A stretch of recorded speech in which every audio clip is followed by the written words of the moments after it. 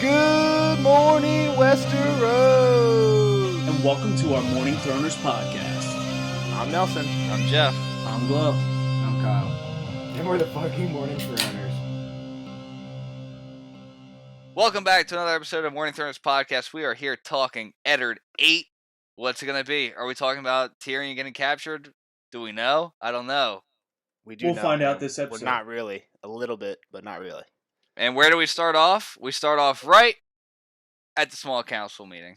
So it starts off real hot with basically Ned calling out Robert for wanting to kill Daenerys because she's pregnant right now. And Robert's basically saying, like, we cannot have the Targaryens coming back to try to take over.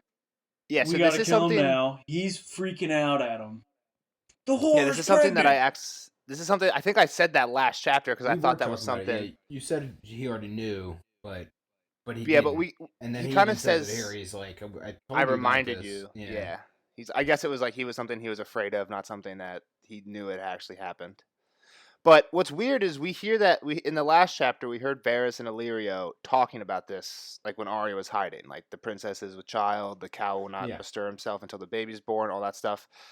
I'm wondering, but where does Varys say this information comes from? Because Ned says, like, it might not even be true. He said it came from Mormont, right? It says it comes from Mormont. So I wonder, like, Is that Jorah?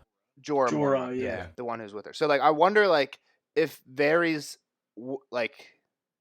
right, so say Illyrio tells Varys, and Jorah doesn't. Does he share this info with the small council session, or like maybe Jorah didn't even actually tell him, and he only knows from Illyrio, but he's putting it on Jorah to make it seem like he's not talking to Illyrio? But based on what, like, it seems like his motivations are after the last chapter, it seems like he would not. This is something he would not want to share with the council because, like, remember that conversation with him and Illyrio? It makes it seem like they're on the Targaryen side. Why would he tell them? It would also be weird though if he didn't tell him and you're like, dude, you're the Masters of Whisperers. Like, you got people following her. Like, how did you not know she was pregnant? That's what I'm saying is, like, I bet you, like, maybe Jorah did actually report on this and it comes in and Maester Pycelle is the first one who gets the message because the Maesters deal with the Ravens, right? So do you think that's how Jorah's getting to... I think Jorah's going through Illyrio, to be honest. Yeah, I don't think Jorah's sending messages not with through them Raven anymore.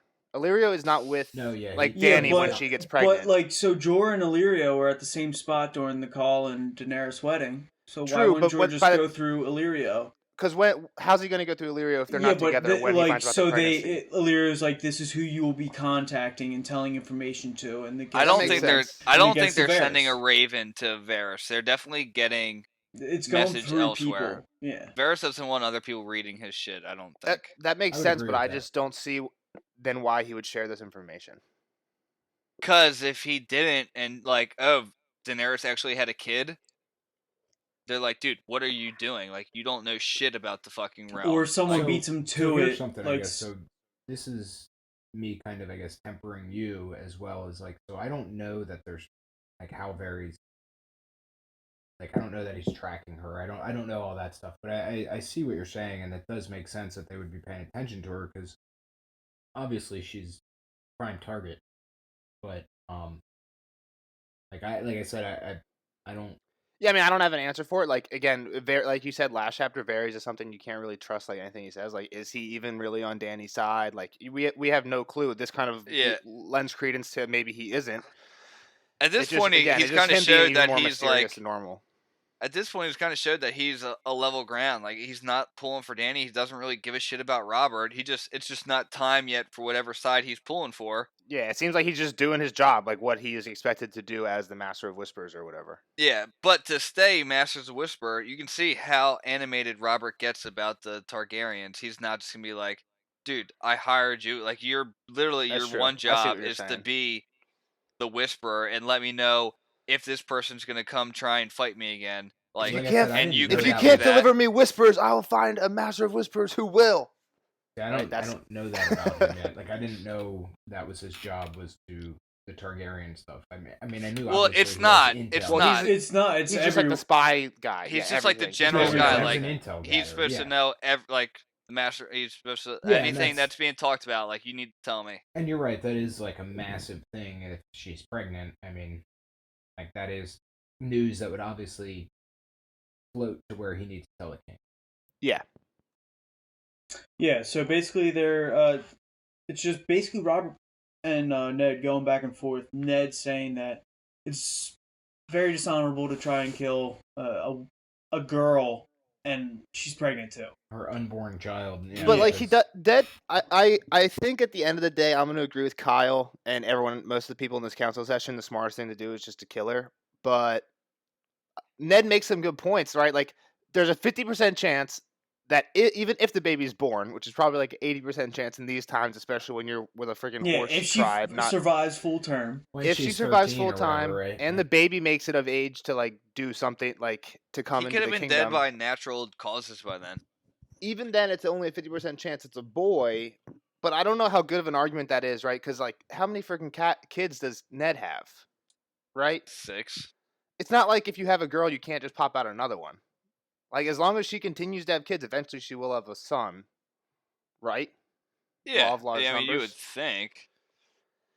But that's like one of Ned's. Can a girl not produce an X chromosome or a Y chromosome, whatever the male one is? Y? I think they always say the male is the one that determines the gender because he either gives an X or a Y. Oh, okay. Yeah, the girl always gives an X, and the boy either gives an X, has a 50% chance of giving his X. Can a guy only give an X or Y then? Is there any?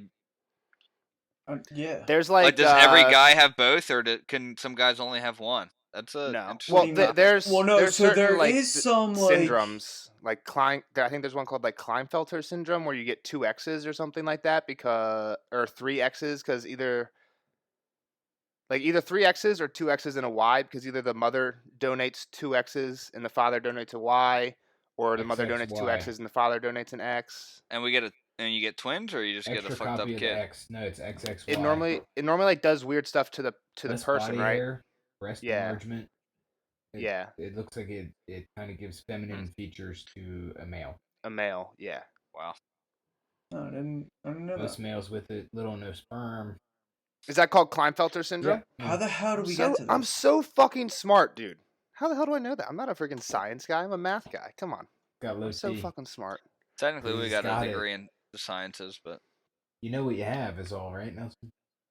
Yeah, exactly. That's why my boobies are a little bigger than normal. And I grow facial hair like a prepubescent girl. Yeah, it says less body hair. I don't have any problem with body hair. Yeah. Ooh. All right, but yeah. So, will this kid survive? Will it be a male? So Robert's like, "What the fuck? You just want me to do nothing? Like that's your counsel? Is like just sit here and do nothing?" And again, like Robert is such a memorable character from the first season. A lot of this stuff in the book, I can do a really good job at not thinking of the show when I read it. Any scene with Robert, and maybe it's because they take a lot of them. They take the exact dialogue from the book. Dude, but it's exactly the same. I don't know how you. They're exactly the same. I can imagine like every chapter we're reading, I can just imagine in my head because of the show. They're fucking identical. Like I didn't even take. I do have to rewatch the show soon, dude. I didn't take this note. It just says like. Robert gets mad that like he would say him do nothing. He's like, "That's your wise counsel. Do nothing. Wait till the dragon spawn is on our shores." And like I didn't write that down in my notes. I just remember from the show like, what's his name? I mean, but then Ned's like, "Oh, are we really that scared of the Dothraki coming across the sea when they're scared of the fucking water?" Yeah, exactly. And so I think this is when Ned brings up the fact about Barristan, or he says like, showing mercy. No, this is when Renly hops in and he's like, we should have killed him forever ago if my brother didn't mistakenly listen to Jon Arryn. And Ned says, "Mercy's never a mistake. On the Trident, Sir Barristan here cut down a dozen good men, Robert's friends and mine. When they brought him to us, grievously wounded and near death, Roose Bolton urged us to cut his throat. But your brother said, 'I will not kill a man for loyalty nor for fighting well,' and sent his own maester to tend to Sir Barristan's wounds. He gave the king a cold, hard look. Would that man were here today." Dude, Ned does go fucking in on him. Yeah, dude. He even thinks to his head like, "I'm pushing this." He even thinks to himself a couple times like, "I'm pushing this too far. Like I know he's not gonna like this, but." Like Ned feels strongly about this. Well, yeah, and I mean that was really the first we even met Ned was literally it comes back here like do it your fucking self. Like you're gonna order somebody to death, do it yourself. And like so Robert doesn't like that either. Too. Yeah. That's a great line too. You fucking mean it, you dick. So Ned points out that she's 14. I guess what I'm saying is this is one of Ned's core beliefs. So like, for him to stand up for it makes sense. Yeah, for sure. And I think again, like, didn't we hear that in the first Ned chapter or in the second one, whenever when they're talking at the Barrowlands, he says something like, or he talks about how the last time him and Robert like talked or like argued, it was about the fact that the mountain killed Rhaegar's kids, and he says that like they were after they won the city, he was there, and then they showed the kids, and Robert was happy and like had like a smile on his face when they brought the dead babies to him. And Ned like flipped out and argued with him, and it said it took Lyanna's death to rekindle their friendship. Like that, like they had a huge falling out, and once Lyanna died, that's what like kind of rekindled their friendship. So this is, again, I think I said it before. This is not. It seems like killing babies is like the thing that Ned takes a stance on, and like has had problems with Robert on, even disagreements with Robert in the past on. Yeah, I mean, I guess the whole idea is like you don't know what that kid's gonna be. Like, how do you know that that kid is even gonna be following the Targaryen way, essentially, or trying to reclaim the throne or whatever? Yeah, Ned's comeback to, or Robert's comeback to Ned's talking about giving the Barristan example says. He says Barristan was part of the Kingsguard. It's completely different, because the Kingsguard are kind of like the Maesters, I guess. Where, and Pycelle says it later, where you don't really serve a lord, you serve a position, right? So like any Maester serves the lord of that castle. Maester Pycelle serves whoever's king. Well, if like Winterfell fell, Maester Lewin would serve whoever the new lord of Winterfell was. He's not loyal to the Starks. What they're called. What were they? They're not sellswords. They were the people they try and hire. Would you say hello? Kingsguard? No, not the Kingsguard. Yeah, the people they were in the bar. The face. The inn. Sellswords? Sellswords. No. Bannermen. No, there was definitely sellswords in the. I know, but I feel like there was a name for the knights that were traveling. Hedge knights. Oh, hedge knights. Yeah, there you go. It's kind of the same idea. I mean, obviously not traveling as much with the Kingsguard, but it's like they serve the purpose of a knight, or they serve. I think it's actually almost the opposite of a hedge knight, right? A hedge knight, the thing that the hedge knights pride themselves on is we get to choose who we serve. Like I'm not bound to serve a bad lord if I don't like it. Whereas Maesters are the opposite. If somebody takes over your castle and they're a huge dick, you got to serve them. You just serve what you do. They don't really say that the Kingsguard is the same, and I assume most of the time if a new king happened, he would probably replace most of the Kingsguard. But Robert didn't do that here, so maybe that's not the case. Doesn't seem like kings get overthrown all the time. The good ones or whatever, like Barristan seems like a fucking upstanding guy. So that's Robert's counterpoint, and Ned says, "Okay, true, but this is a 14-year-old girl we're talking about." He brings that point up. He's like, "What was the point of stopping the Targaryens the first time, if not to stop like horrible things like the murder of children?" And Robert's like, "Just to get rid of the Targaryens. I just fucking hate the Targaryens." And Ned says, "Your Grace, I never knew you to fear Rhaegar." Ned fought to keep the scorn out of his voice and failed. "Have the years so unnerved you that you tremble at the shadow of an unborn child?" Robert purpled. "No more, Ned," he warned pointingly. "Not another word. Have you forgotten who is king here?" "No, Your Grace," Ned replied. "Have you?" "Enough!" the king bellowed. "I am sick of the talk. I'll be done with this, or be damned. What say you all?" And that's when they like take the vote of get the consensus from the room. And where's everyone stand on this? I remember the votes. It's just Ned and Barristan, right? Yeah. Yeah, they're the only two that don't want to kill her because they're honorable men. What is it? Only 3 or 4 votes? It's 5 on the other side. Robert, Pycelle, Littlefinger, and Renly. So there's 5. Yeah, Renly only has like 1 line, so I forgot about him. They're a vote short, though. What do you mean they're short? Someone's not there. Oh, Stannis. Stannis isn't there, yeah, because we find out that later, and I'm sure they've mentioned it before, but Stannis should have a seat on the council. Ned says later in this chapter that he had urged him to come back to take his seat on the council. Which was probably the ships, right? Master of ships. Probably. Ships. Or Master of War or something. I'm not sure what Renly's title is. Yeah, between the two of them, they probably have that, yeah. So when Pycelle chimes in, what's his argument? And what's Littlefinger's argument? Well, my lord, would it better to kill the girl? He kind of says because if we kill one girl, we could save 10,000s of girls. I think that is the best argument, right? Like Kyle said earlier, kill her, you got to kill her. I think if you're going to convince me to kill her, this is if I was king, you're trying to convince me to kill her, this would be the line. That's the one. The most success. I mean, that's every movie almost has this. He says, "What is it wiser, not safer, even to kill one girl now, so that tens of thousands may live?" Something like that. Yeah, better for the realm, pretty much. Better for the realm. And Varys is like, "You're right there, bud. You know what, Pycelle, you motherfucker." There's always in video games, Jeff doesn't play a lot of story games, but story games, I a lot of played story enough games in my time. Come down to a lot of story games come down to especially the Tall Tale games. I don't know if Glow or Kyle have played any of the Telltale games, whatever. A lot of those are you get attached to characters, and then at some point it gives you a choice. Do you save your friend or do you save the city or whatever, right? Save the friend every time. That's what most people do in video games. So I see why. I don't know. It's kind of the same thing. It's do you kill one person or do you let the possibility of 100? Fuck that, man. If you go down in the fog and it's you or the team, I'm gonna keep going. I'm gonna leave you to die. If you're down and there's a cluster strike incoming, yeah, you're dead. I don't care. I'll buy you back. Do I have my gulag yet? Do you have $4,500? There's a lot of questions to be answered. I don't even care. How much money do you have? How much money did Jeff have? Buy me back. So no, even if I don't, it's not worth it. I'm not stopping to get you. So where do you sit? Well, let's keep going over all the. Well, I mean, all the evidence here. So what's Littlefinger? Advantage of knowing that the story goes on for quite some time, so I know that. So okay, he probably should have killed her. Okay, that's a good point. I mean, we would have probably cut this book in half. If we think about in half, at least in half. What's Littlefinger's argument? So we just talked about Pycelle. Littlefinger has a less. He said, "Just fucking do it, you pussy." No, what did he say?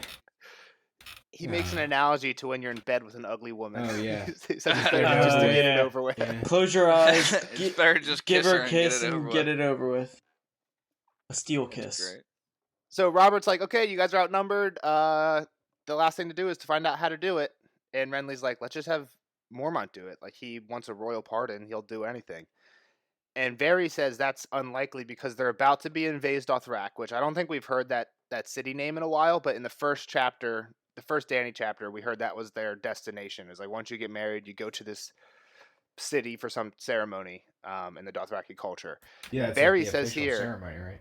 Yeah, and Varys says here that in that city, it's death to draw a blade, which is pretty crazy considering what we know about the Dothraki. Just if a Dothraki wedding has less than 3 deaths, it's considered a dull affair, but their major city, you're not even allowed to have weapons. It's just sacred land, man. It's sacred, bro. No, I get it, but it just seems very contradictory I guess to if you're what the visiting Dothraki there, do. you just shouldn't die. Alright, it's like going to a church and you getting killed. It's just, I guess it's it's just bad taste. just bad taste. So here's something, right? Yeah. So Varys is recommending this poison that killed Jon Arryn. And Pycelle gives him eyes, right? Doesn't say Pycelle gives him eyes because Varys was the one that told Ned this is what the poison was. Yeah. So it's not if Ned would have found out that's what the poison was and then Varys brings this up, then it kind of points to Varys being the one that did it. But we already knew Varys knew what that poison was. But it is kind of weird that he brings it up in front of everybody here. Poison is a coward's weapon, the king complained. Ned had heard enough.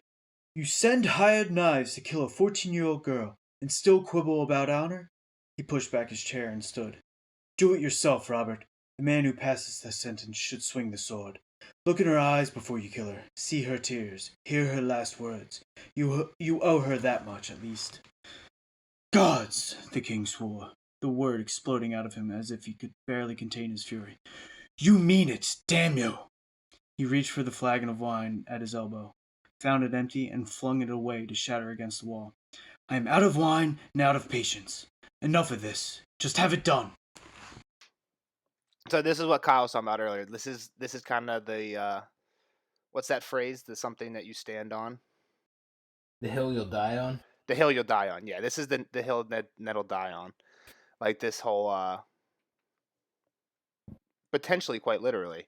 Just honor. By the, and not even like that. Just this like one piece of his honor where like there's a lot of points of honor, right? Like don't lie, just don't be an ass. Don't but steal. This whole like if you're gonna kill someone, it's easy to say go kill someone and hire someone to do it. It's hard to look at someone. Face them yourself with a weapon in hand, equal weapons in hand, and kill him if you really want to kill him. Well, and that's even Thurston says that. He's like, there's honor on the battlefield. There's honor if they got a weapon and they're trying to kill you, but like this is kind of bullshit.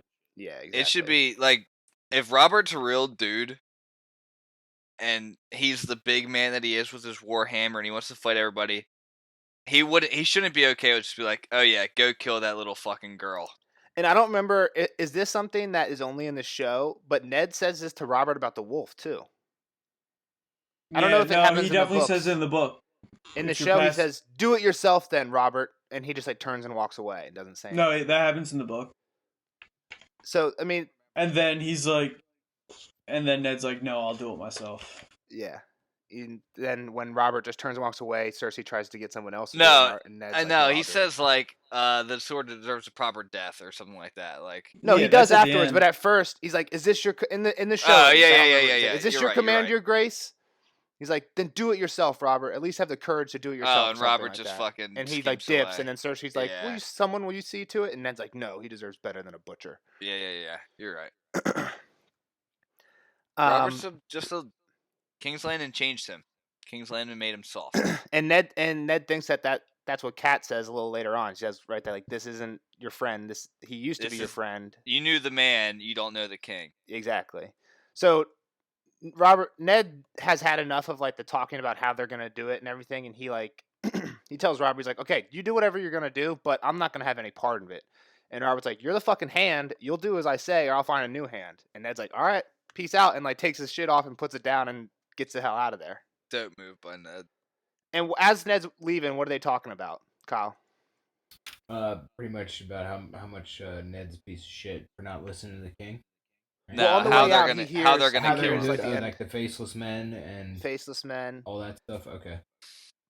And so Pycelle suggests that, and what does Littlefinger say? It's too much. They cost too much. Yeah. He says the price to hire one of these assassins to kill a merchant would cost the same as hiring a small army of sellswords. It's got to be. I don't know how much that would cost, but that's a fuck ton of money, right? You can buy a small army or one guy, or like maybe it's like a few. If it's like an assassin, what does he say? Assassin like cult almost or something. Guild. Like maybe they work together, but still, it seems like fetch a high price. And that's where Ned dips and he goes back to his chamber. And Littlefinger comes back and talks about them a little bit more at the end. But what's Ned's first action when he gets back to to his Solar? Van Poole. Yeah, he calls on Van Poole, who's his Lord Stewart, who's like the guy who runs his household when he's doing other shit. Kind of like Ned's hand, basically. I think the craziest part about this is like, he doesn't think Robert will kill him. Like, Robert said he'll put his head on a spike, but he's like, I'm going to act just in case the next time he sees me, he might kill me. Yeah, so I don't know this guy anymore. Let's do this shit pretty quickly. Well, this is kind of where we get to the one thing that we were talking about last chapter. Is like, he says, like, I don't think Robert will stay mad forever. As soon as I'm gone for a little bit, he'll cool down and we'll be fine in a month or two or whatever. But he's like, tomorrow, Ned knows that there's something that's about to come to light in King's Landing that is not going to make him look good. Tyrion. And he says that even though he knows Robert doesn't like Tyrion, he'll take it a slight on his pride. And if he's still like this pissed off with Ned, things could go bad for Ned. Well, and he's still pissed off at the Targaryens.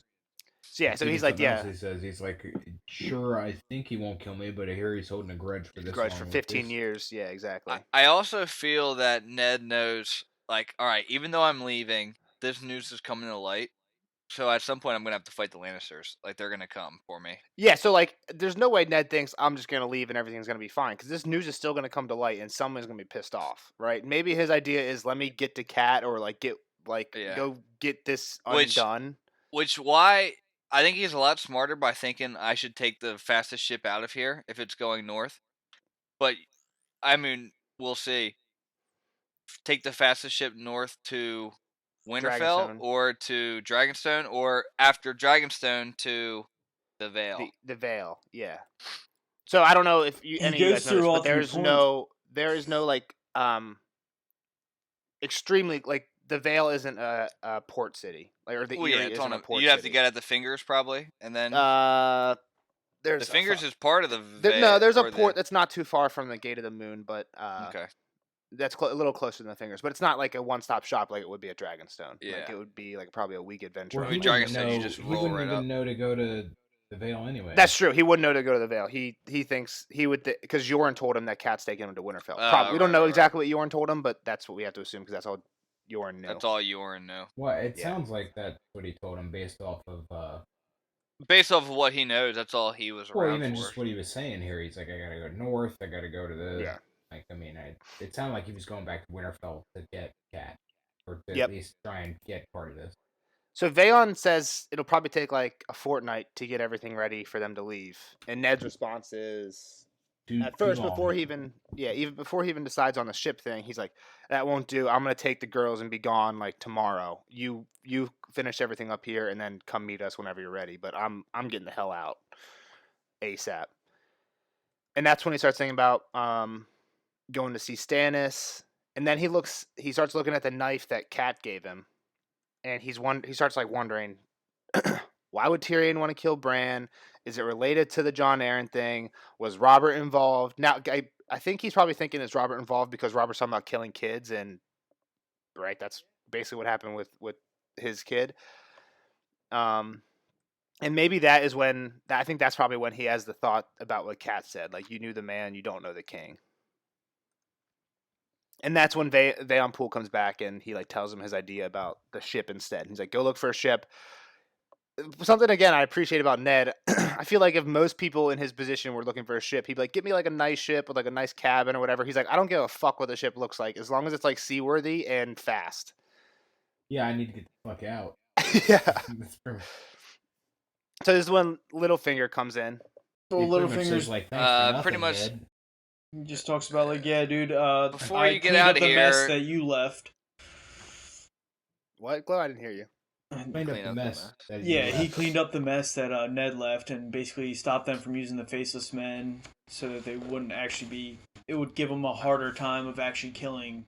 I mean, like, to be like, that, like, honestly, they couldn't afford the Faceless Men. I think Littlefinger here points out one of the huge flaws with how honorable Ned is, right? Like, he wants to be honorable so that he can do good.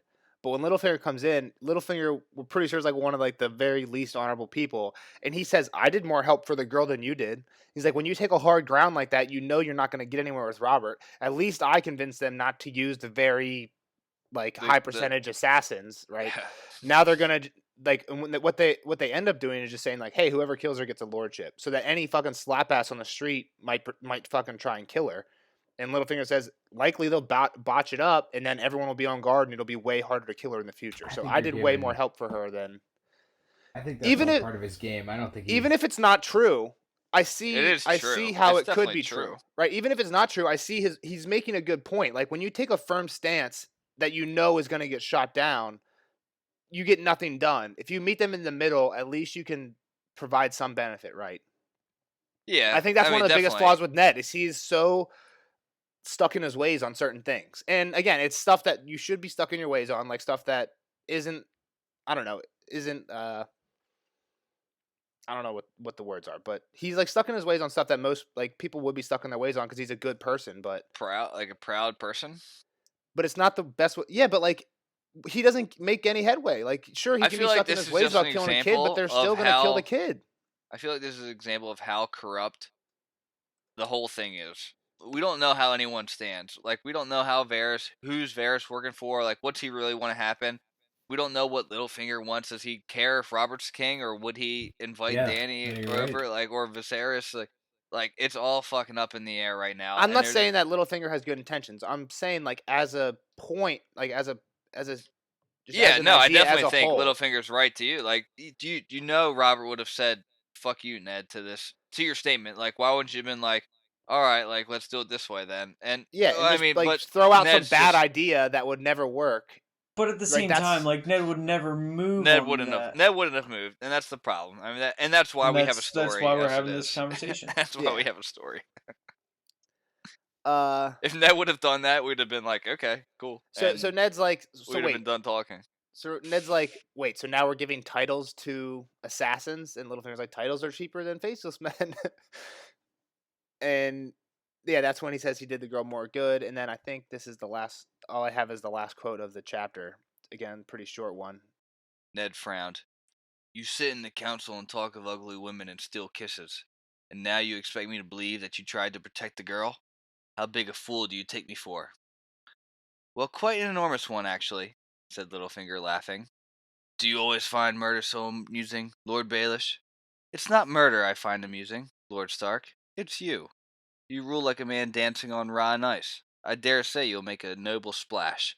I believe I heard the first crack this morning. The first and last, said Ned. I've had my fill. When do you mean to return to Winterfell, my lord? As soon as I can. What concern is that of yours? None. But if perchance you're still here come evenfall, I'd be pleased to take you to this brothel your man Jory has been searching for ineffectually. Littlefinger smiled. And I won't even tell the Lady Catelyn. There was a little joke in there. Dick. So Kyle, do you remember what the why Jory was looking for this brothel? Yeah, that was what Jon Arryn was looking. Yeah, it's like, I think it was just another spot that Jon Arryn and Stannis had like gone to visit together. So what do you think Ned's gonna do? Is he gonna hang out? Well, I guess he said that he didn't plan on leaving before tonight anyway. So it's not if he's gonna be here or not. It's if he's gonna go with Littlefinger or not. I think he's gonna, because honestly, I think it's good for the plot. Is the reason why I think he's gonna. That's not even like no. That's good. And I think George tries to. I don't know that. I mean, I don't think that again, this is something that I think you're probably right on that. If he goes, it's probably for a plot thing. But earlier in this chapter, he was saying like, yeah, I'm glad I'm going to go to Winterfell. I never should have come here anyway. But he is kind of like still like wishes he knew the answer to and wish he could try Jon to Arryn fix thing. fucking King's Landing too, and how fucked up it is down there. Yeah, he's like, not even the Jon Arryn thing. He's like, if I leave, the Lannisters are going to have the realm because we're just so in debt to them. Like, we haven't talked about that in a while, but they're so in debt to the Lannisters. Like, you couldn't just be like, hey, get out of here, because you still owe them like 6 million gold or whatever, right? So, but yeah, he still wants to solve this murder. Kind of, right? Because he says something when he's talking about Stannis, like, maybe I don't even want to know what the secret is. Like, some secrets are left, like, unknown or something like that. But, so, okay. Because it would, what does he say? I forget. Yeah, I mean, I could see him. I could see both options, I guess. That's why I'm leaning towards the one that makes a better story. Because if he just pieces out, like I don't, you're kind of leaving that hanging. And here, maybe I'm wrong, and maybe they do leave that hanging for a little while, but it seems like he's been tracking every lead he can, and so why would he stop now? Yeah. So the next chapter is Catelyn chapter, so we're not going to find out next chapter, but the one after that is another Eddard, so we'll find out in 2 chapters. Anything else on this one? I don't think so. I mean, it was pretty straightforward, I would say. Quick and dirty, but it progressed the plot. More things in motion. These chapters are the best chapters because you can read them. I literally read it in like 5 minutes. Yeah, that's what you want. It was so entertaining too. It was good. Yeah, it's a good chapter. It's all dialogue. I like the dialogue chapters. They're hard to take notes on though because I just want to take quotes for the entire thing. But I feel like I did a good job. Not an awful quotes job. To a minimum. You're just sleep deprived. I am a little sleep deprived. All right. All right, Cal. It was great hanging out with Wind. Well, see you, Kyle. Bye, Kyle. See you in the next one. I love you guys too. Spoiler alert! Spoiler alert!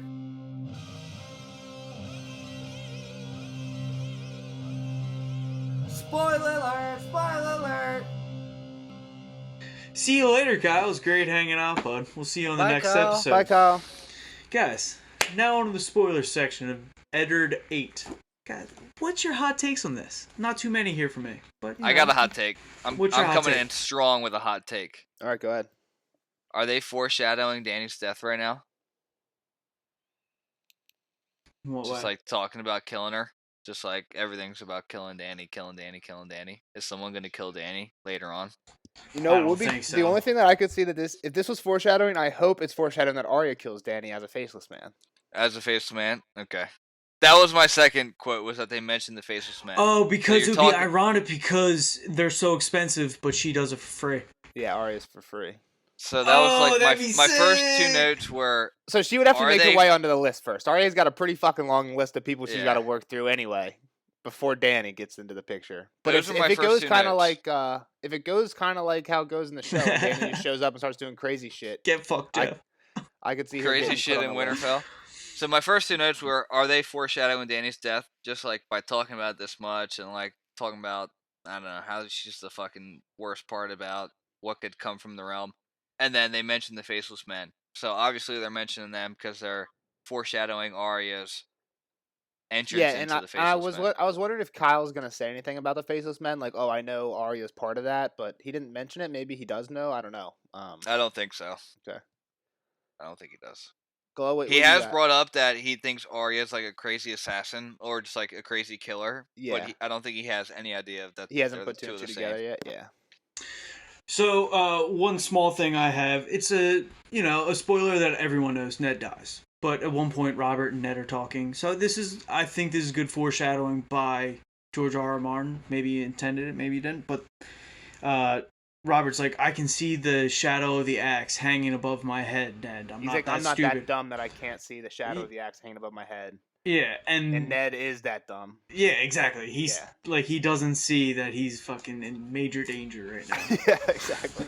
Well, now he does, right? He's trying to get the fuck out. Yeah, true. He should have been realizing that a little earlier. Yeah. The thing this is also something. Part, we kind of talked about it with Kyle, though, is like, because now Kyle's kind of on the same page as far as Varys is. What the fuck's Varys up to? I honestly don't understand why he would be spreading this information. If it's true that what Jeff thinks, that Varys is getting this information through people and not through a bird, like it wasn't like it's not that like Maester Pycelle saw it first or something. I have no idea why he would share this information with the council. They might have a bird system that the bird's not going to Pycelle. They've got to. The bird's going to some random ass kid out in the fucking. No, Varys brings up the Tears of Lys. So like, why does he want her dead? Yeah. I'm thinking.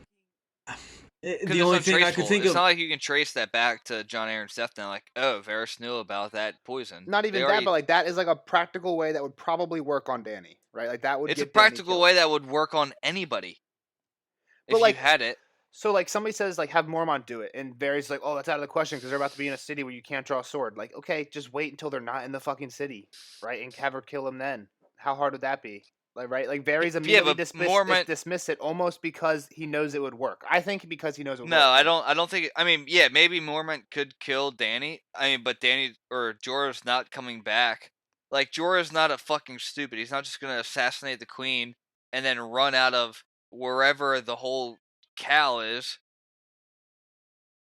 What do you mean? He's not going to survive that. Why would you do that? It's a kamikaze. You're not getting back to Westeros by killing Daenerys with a dagger. I mean, I'm just going to play devil's advocate. We heard that, like, at least in Dany's second chapter, where she's, like, first is, like, trying to get accustomed to the stuff, she said normally she would go to sleep alone until Drogo was done, like, partying or whatever, and he would stumble in. She's asleep alone in her chamber with maybe a bedmate or two. Like, Jorah could go in there, stab, and be gone, and then show up when everyone finds out and be like, holy fuck, what the hell happened? Jorah seems to like her way more than every other actual Dothraki person, right? There's no way that would end up getting blamed on Jorah and not on some random Dothraki. No way. Dude, there's Blood Riders. I'm sure like a couple people are out there. You're saying there's not a couple people there watching guard. By the time she's pregnant anyway, though, dude, she's hanging out with Khal Drogo a bunch. I'm just saying, yeah. This is a moot point. I disagree. I disagree. There's people watching guard of the tent. It's the fucking we queen. never hear about that. Like when somebody just comes because in, it doesn't hear about it doesn't mean it's not true. When someone comes into Ned's chamber, it's like, oh, Harwin let him in, or Tomar let him in. If someone comes to talk to Dany, it's just like, oh, they showed up in her tent. Jorah walks into his tent. It's not like a guard showed him in. I completely. Well, how much do the handmaids I don't think it would hang be as. I don't think it would be as all I'm saying is I don't think it would be as impossible for Mormont to kill her as Varys makes it seem. I think he says that because he knows it's something that could happen, and he doesn't actually want her dead, right? So we don't see what happens in the council meeting after Ned leaves, but they end up just saying like, oh, just have any slap ass do it. I bet you Varys was an advocate for that because he knows like Littlefinger that it probably wouldn't work. That like whoever tries it, yeah, sure, maybe they kill her, but probably not. Like they'll probably fuck it up. She's like Jeff's saying, they're surrounded by Dothraki. If you have some outsider who's not even an inner circle of Dothraki, like Jorah try and kill her, that's way less likely than Jorah killing her. So like everything you said about why Jorah couldn't kill her, it's tenfold for somebody who's not Jorah. Let's even play out Jorah does slip into the tent, kills her, gets a horse, starts riding away. Khal Drogo I don't think that's his the plan. wife No, I don't. dead. I think if he Jorah hangs killed him, around. you would have to at least hang around till suspicion dies down, right? Just like whenever her body's found, don't be gone. If you're gone, obviously you did it. Like when her body's found, if Jorah shows up and acts surprised, just like everyone else, I doubt he's the first person that is suspected, right? I don't know. I mean, I still believe that there's too many people. There's definitely guards, dude. Come on. I just don't know what Varys is like. There. That's not even like my main point. My main point was like, what is Varys planning? Like, what's the point in telling them? He's playing both sides. He's playing both sides right now. He's got to do. It's like being an informant for an undercover agency. You've got to give the other side enough to keep them going, but you've still got a job to do. The only thing I can think is how do you delay the war? He's got Aegon in his back pocket. The only thing I can think of is he has Aegon in his back pocket, right? Well, he's also trying to delay the war in the realm. True, but like as far as the Dany stuff, like okay, maybe if Dany dies, Varys isn't fucked because maybe Dany isn't his. Well, Varys can feed them information saying that it was the Seven Kingdoms that sent an assassin. Khal Drogo's gonna be pissed, be motivated enough to go with Viserys to the Seven Kingdoms. That's a good point, and that's kind of what happens, right? At least I don't remember exactly how it plays out in the book, but in the show, a person tries to poison her. Mormont realizes it, right, and stops it.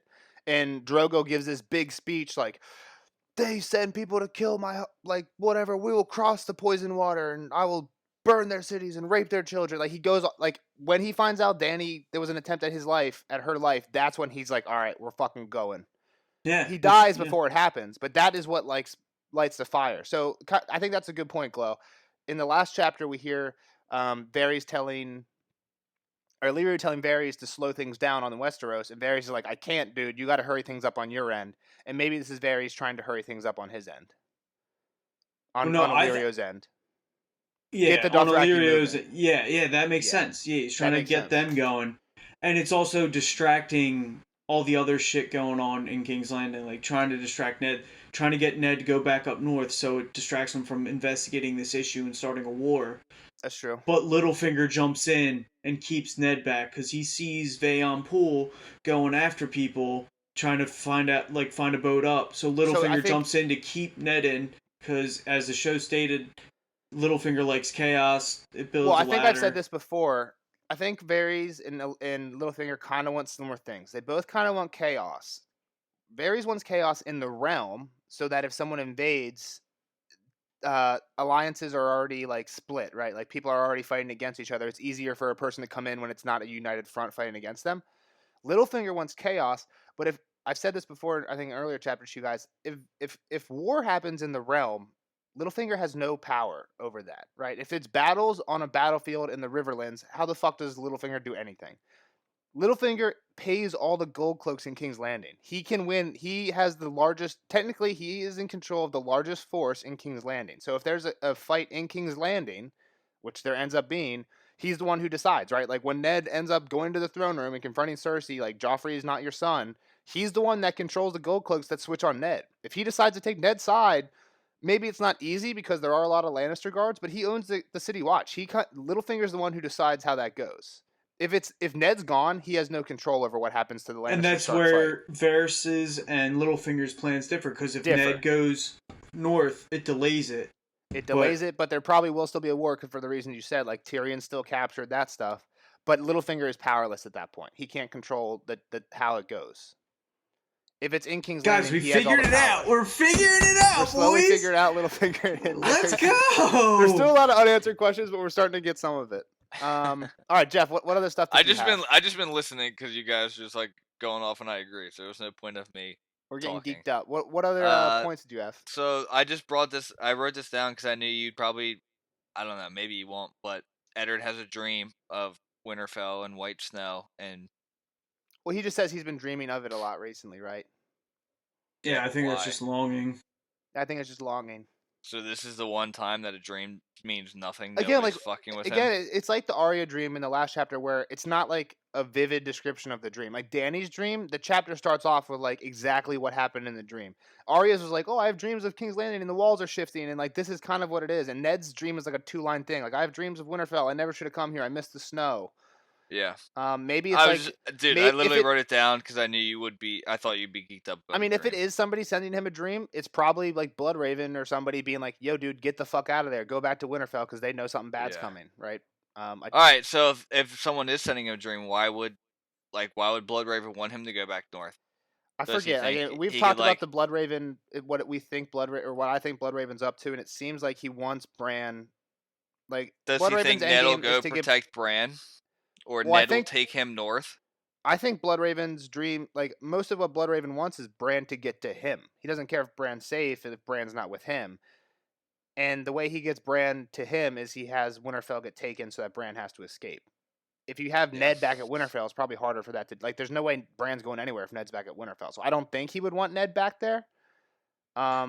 But I don't know. Maybe. But at the same time, I feel like the North would be so much better if Ned was back there. Like, imagine Jon Snow coming back to Ned and saying, "Yeah, these White Walkers I feel like are that for real. would ruin We need Rob. to bring these fucking." It would ruin Rob as a character, though, if Ned does get back north. Oh, 100%. Would Rob even? Rob would have no meaning to this at all. No. So my last thing was while we were talking through this chapter was, it was brought up about Lyanna dying. When, and this might be more of a question than a statement, when did she die in terms of the Trident happens, the babies die, Lyanna dies? I think Lyanna dies like a month or two after. I think like 9 months-ish after the sack of King's Landing. The only reason I say that is because I think they say Jon is 9 months older than Dany, and Dany was born during the sack of King. She was born at Dragonstone during a storm, but like almost at the exact same time as the sack of King's Landing. And I don't have the timeline up in front of me, so I don't know this is the exact thing. But there's like a 9-month discrepancy between the birth of Jon and Dany, and I think Dany's aligns more with the sack of King's Landing. Ned is like at the sack of King's Landing, or he shows up at the sack of King's Landing after it happens, right? So he's at King's Landing at that point. And then travels to Dorne to find Lyanna. So it's like months after. I just find it weird that that Lyanna's there and pregnant for a month. We're saying at least. Yeah, a while. And she's being protected by the Kingsguard still. That's what Ned says. Like when he gets there, he's like, "Why weren't you?" He says, like, I think when he has the dream about him going there, he says to them, like, "Why weren't you at the Trident? Like, why weren't you protecting Rhaegar?" And he's like, "We were told to stay here or whatever, right?" It can't be 9 months after. They're told to protect the prince, I think, is what they were told, or something. It can't be 9 months after because Rhaegar dies before the sack of King's Landing, so Rhaegar would have had to be with Lyanna. That's why I said the Trident, not the sack of King's Landing. I guess, like.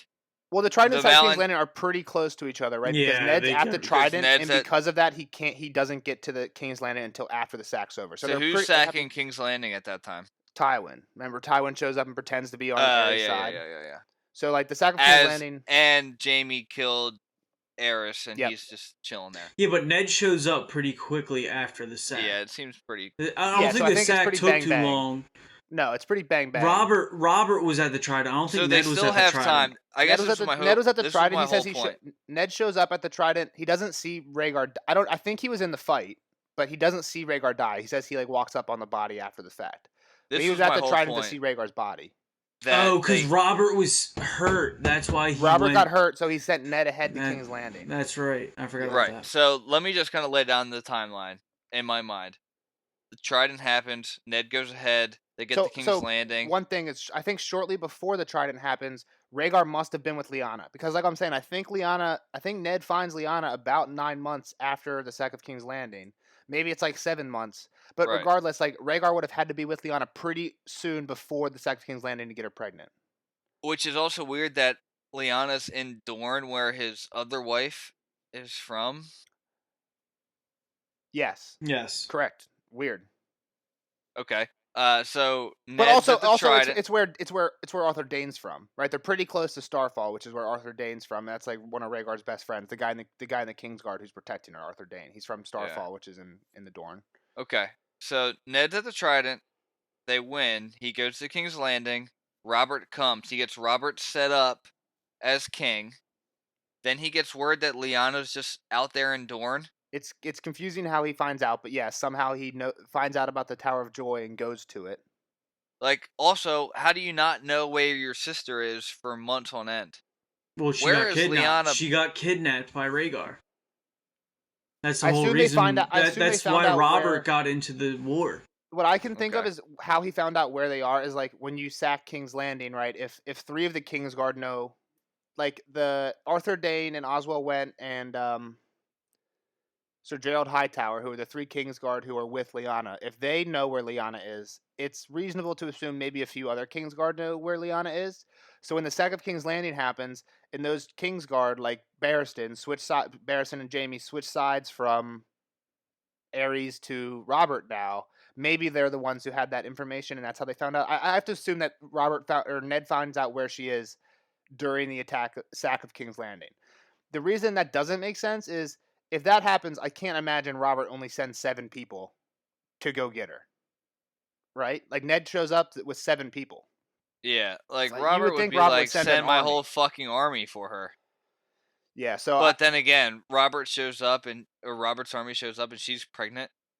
I mean, he probably would be like, "Oh, he." well, so I raped don't think her. Robert It's could not- go himself it's not because of the real." injury. So I don't think Robert would be able to go himself either way. But I would Well, just so think he would maybe send more Ned than 7 finds out people. before Ned, and he just goes. He's like, "All right, I'm taking my trusted team. Howland Reed, you're coming with me, bud." That's true. Maybe he finds out in King's Landing and goes before Robert even gets to King's Landing because we know Robert's lagging behind Ned because of his injury. So And maybe he's already Ned pissed at gets to Robert. King's No, Landing and well, he goes left Robert angry, so he had to find out maybe from about Ashara or something. the kids or something. Yeah, I don't know. Ashara is still alive at this point? Yeah, she doesn't throw herself off the tower until after Ned goes back. After Lyanna's death, Ned goes to Starfall to give the sword back, and people think that's where the baby swap might have happened. And then Ashara's baby, apparently Ashara has a miscarriage and throws herself off the tower in grief, but her body's never found. That's the timeline. So Ashara kills herself after Lyanna's death, after Ned takes the sword back to Starfall. So the only thing that doesn't make sense though is why would Jon Snow have Stark characteristics if he was a Dane? You always say he's Ashara and somebody else. Ashara and either Ned or Ashara and Ashara and Bran. Ned. So there's your Stark. That's right. Or Lyanna and Benjen. Double Stark. No, that's fucking stupid. That's like people who ship Syrian fucking Geralt. So I didn't bring up the actual quote with the other thing I had kind of related to John that I didn't bring it up in the actual chapter because I didn't want to give too much away to Kyle, and Glow, you even I like mentioned it, but I didn't read the actual quote, and you were like, oh, what did he say there? And it's when he's thinking about going to Dragonstone to get the secret from Stannis, and then the next paragraph starts, and when you have it, what then? Some secrets are safer kept hidden, secrets too dangerous to share, even with those you love and trust. That's definitely a Jon Snow thing, right? He's thinking 100% of Jon Snow there. Oh yeah. Or It's like something. He's hiding something, like, you know. Well, it's in the context of the Stannis secret, but the whole thing. This is like the biggest italics I've ever seen in Game of Thrones too. It's like 2 sentences of italics. It says, "And when you have it, what then? Some secrets are safer kept hidden. Some secrets are too dangerous to share." That's Jon. He's thinking about Jon, right? He's got to be. That's the secret that Ned never tells anybody. Yeah, Promise but me, at the Ned. same time, so this is actually picking back on your side. He wants to save Daenerys so bad because he promised Lyanna that he would protect her kid. Exactly. But at the same time, If the promise for Lyanna is about Dany, this is why Ned takes such a firm stance against killing Dany. Right? He doesn't ever think about Jon in any of this. Right? And he didn't actually think of the promise per se in this chapter, but even later when he thinks about the promise, he immediately goes back to thinking about Dany being killed, not about Jon. He never has he thought about Jon? But this is the problem at hand. But Jon's safe. I mean, Jon is safe. Yeah, he doesn't think this is an issue. Wall. Yeah. This is. We're 8 chapters into this, and he never thinks of Jon out loud unless it's in a cryptic way like this. Fuck Jon. Nobody cares about Jon except Glow. And apparently Ned, if everyone believes the whole R+L=J thing, and that's what the promise is about. So how at do you this not think point, that he thinks though, about it more? If Ned thinks the R+L=J thing, and Jon's the fucking rightful heir to the throne, he's not just throwing him up to the wall. He's keeping him at Winterfell, and he's probably staying at Winterfell and protecting him. And I think throwing up at the wall is probably the best. I don't think Ned ever plans How's he on ever going to get off the wall? I don't think Ned ever plans on having Jon try and take the kingdom back. I think he just wants to keep Jon safe from Robert. But again, we're talking about Robert killing Targaryens this entire chapter, and Jon never once pops through his mind. And Jon's supposed to be a secret Targaryen, and That's because Jon's a Snow.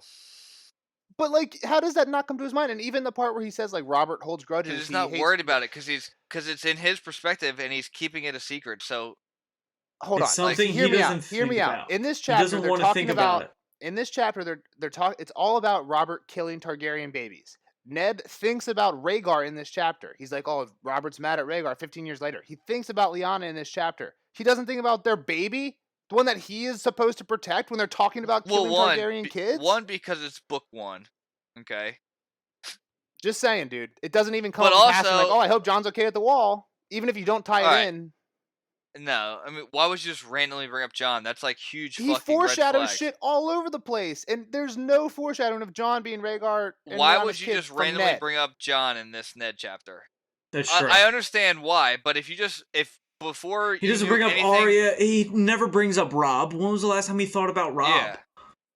He thinks there's no secret with Robb. Robb's not a Targaryen baby he's trying to protect. They're talking about that. Man.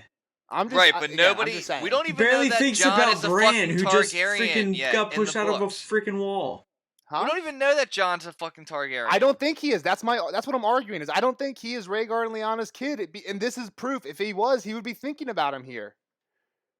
Yeah, but at the same time, said, if Dany is Rhaegar and Lyanna's kid, that's why he is so against Dany dying, because that's the promise he made to Lyanna. But if he wanted to save her at this point, why would he ship Dany off with Viserys then? Because she has gold hair, so he can't take her to fucking Winterfell. She has purple eyes and silver hair. That's what people think. There's a baby swap at Starfall, and that's why Dany's in Dorne in a house with a red door, and Ned takes maybe Brandon and Ashara Dane's kid Jon because he looks like a Stark. And he leaves the Targaryen one, who's his actual sister's kid, with them to hide because it's looks like a Targaryen. You could talk about this for hours. I know, but that's the theory, and I think this is a chapter that kind of points. Again, it doesn't point to it, but it brings up. If you think about that theory, the R+L=J, it's wouldn't he think about Jon here? And I'm gonna say he's not thinking about Jon because he doesn't want to give it off that I'm worried about the kid I've been fostering for this long.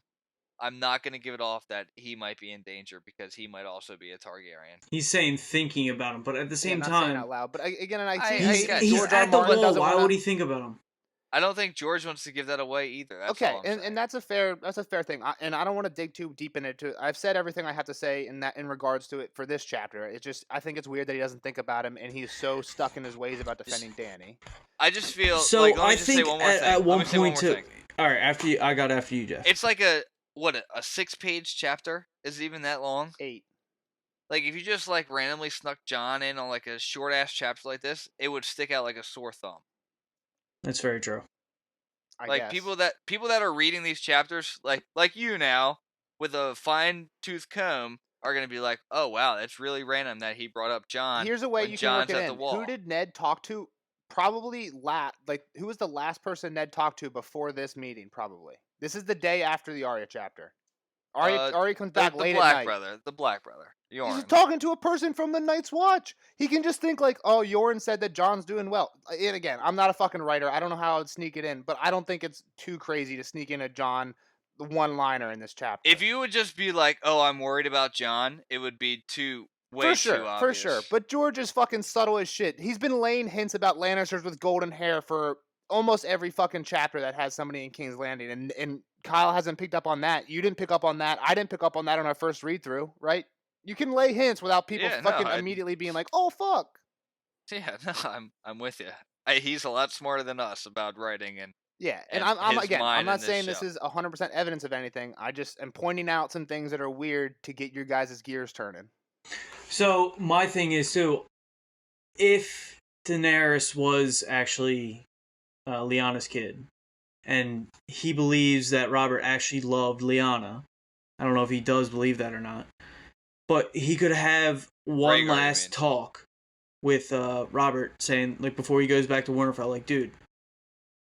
Lyanna, Daenerys is Lyanna's kid.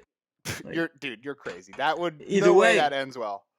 If he goes to kill her, then fuck. Daenerys is the son of the person you hate the most in the world that you think kidnapped and raped the love of your life. Don't kill her after I told you that. What are you talking about, Glow? I feel like that would have the opposite effect. Just the other thing, another real quick thing. Dude, that would be a wild thing. Danny if Robert dreams about actually Rhaegar all the fucking time. And sure, yeah, they're brothers. Maybe that's why she has dreams about him. But it makes more sense if you're dreaming about your fucking parent, right? No, I don't know. I'm not gonna jump on that. She dreams about Viserys a lot too. We'll see. We'll see as we keep going. Anything else? I don't have that. That's all I had for this one. All I know is I'm so pro Danny. You can't even turn me away. Wouldn't you be even more pro Danny if she was the son of or the daughter of Rhaegar and Lyanna instead of two random people you don't even know? Aerys and fucking who was Aerys' wife? Nobody fucking knows. Or no, Ellie Martell was Rhaegar's first wife. Yeah, we don't even fucking know. I don't even care. I'm just pro. Yeah, but the point of the show is too, the directors got it because they got the mom and dad right of Jon Snow. Yeah, what if George just like when totally fucked with them? What are their names? Awesome. Like, okay, yeah, David and Dan. Yeah, you can do it. Oh, because you got this right, but it was actually wrong the whole fucking time. Like, it wouldn't behoove me for George just like completely switch. That's like the biggest anti-evidence I have is that the whole thing of the way Dan and Dave got the right to. But you used it the wrong time. I like it though. What do you mean? Behoove is like behoove me. It means behoove means like help, yeah. What? Yeah. Behoove means like benefit. Like it would benefit me to do this. Like it would behoove you to shut your mouth. Something like that. But like I think the biggest part of evidence that to me at least that Jon is that R plus L equals J is true isn't anything from the actual books. It's the fact that David and Dan always say that when they went to try and get the rights to write the show, they had that meeting with George, and George was like, "Who is Jon's mom?" And they got it right, and that's why he let them write the show because they were reading closely. But I don't know. I hope it's wrong. I think it would be a huge twist. And I think the story would be better if it wasn't like that. But I don't know. I don't have anything else for this chapter. We're going. I'm a Jon fan, and it would mean Danny is Azor Ahai, and I don't like that. I again, off topic, but real quick, the Azor Ahai prophecy. Who does Azor Ahai kill? Nisa. His wife. What's her name, Glow? Nisa. What do they call Danny once she like saves Misa. Misa. Danny's not dying. Danny's the wife that gets killed by Jon for the life. No, I like what's her name. If Jon Snow, yeah, I mean he does kill her in the show too, but it made me really sad. In the book, there's no way he's just gonna kill her and then get thrown in jail. It's gonna kill her. And he's gonna have a fucking flaming sword and then kill all the whites. I don't know, probably not. But what's the wildling princess? No, Ari already did that. What? Ygritte? No, not Ygritte. Oh, no. The new one, dude. She's way better than Ygritte. I don't care what anyone says. She's so much better. Fuck, what's her name? I don't know. She's my favorite though. Dude, when I reread the 5th book, I was like, oh my god, I love this chick. Val, yeah. Val's a fucking beast. But he's gonna. All right.